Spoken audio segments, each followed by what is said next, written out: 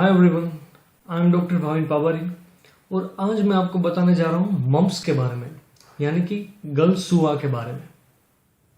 उसके पहले आपकी स्क्रीन पर जो नीचे सब्सक्राइब लिखा हुआ है उस पर क्लिक कर दीजिए ताकि आप मेरा हर एक वीडियो देख सकोगे। और अगर आपको मेरी कोई पुरानी वीडियोस भी देखनी है तो आपकी सब्सक्रिप्शन लिस्ट में बी योर डॉक्टर आप आसानी से ढूंढ पाओगे। इसलिए पहला काम, आप जो सब्सक्राइब लिखा हुआ है उस पर क्लिक कर दीजिए। मम्प्स का वीडियो शुरू करने से पहले मैं आपको बॉडी की सलाइवरी ग्लैंड्स के बारे में कुछ जानकारी दूंगा, क्योंकि मम्प्स का वीडियो उसके साथ जुड़ा हुआ है। हमारी बॉडी में कई सारी सलाइवरी ग्लैंड्स होती है, जिसमें से आप जो यहाँ इमेज में देख रहे हो उसमें 3 मेन सलाइवरी ग्लैंड्स है। एक पैरोटिड ग्लैंड, सबमैंडिबुलर ग्लैंड और सबलिंगुअल ग्लैंड्स। उसका काम हमारी बॉडी में सलाइवा यानी कि लार प्रोड्यूस करना है। अब बात करते हैं मम्प्स के बारे में। मम्प्स एक वायरल इन्फेक्शन है जिसमें पैरोटिड ग्लैंड में स्वेलिंग होने लगता है। यह ज्यादातर 15 साल से कम उम्र के बच्चे को होने का चांसेस है, लेकिन उसके बाद की उम्र में भी पाया जाता है। अब मैं आपको बताने जा रहा हूं कि मम्प्स का ट्रांसमिशन कैसे होता है, उसका स्प्रेड कैसे होता है। उसका स्प्रेड रेस्पिरेटरी ड्रॉपलेट यानी कि छींके आना, खांसी आना, उससे इन्फेक्टेड पर्सन से दूसरे पर्सन में चला जाता है। सलाइवा भी कांटेक्ट में आने से उसका स्प्रेड होता है। और तीसरा, सरफेस कांटेक्ट यानी कि इन्फेक्टेड ब्लैंकेट हो, नैपकिन हो, उससे भी दूसरे पर्सन में वो चला जाता है। इसलिए ये कुछ दर्दी तक सीमित नहीं रहता है। जब उसका स्प्रेड होता है तो कई सारे पेशेंट्स में होता है, खास करके जो बच्चे हॉस्टल्स में रहते हो, स्कूल में पढ़ते हो, उसमें एक से दूसरे में इन्फेक्शन बहुत स्पीड से स्प्रेड हो जाता है।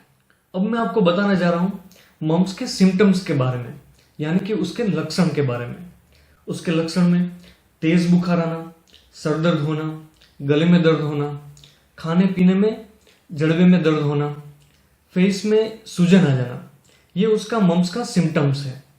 उसमें फेस का सूजन ज्यादातर 75% दोनों तरफ होता है।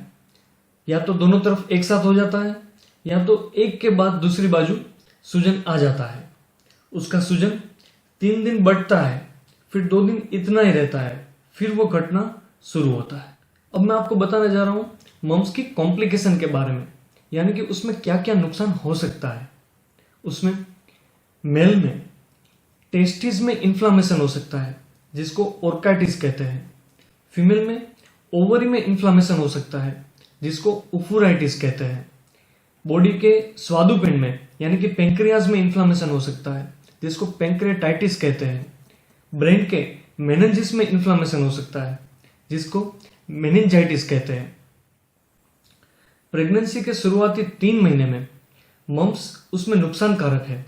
इसलिए अगर किसी बच्चे को मम्प्स हुआ हो और उसी घर में कोई प्रेग्नेंट लेडी हो तो वो दोनों में थोड़ा अंतर रखना चाहिए, ताकि उसका इन्फेक्शन एक से दूसरे में ना जाए। और लास्ट में मैं आपको बता रहा हूँ मम्प्स के मैनेजमेंट के बारे में।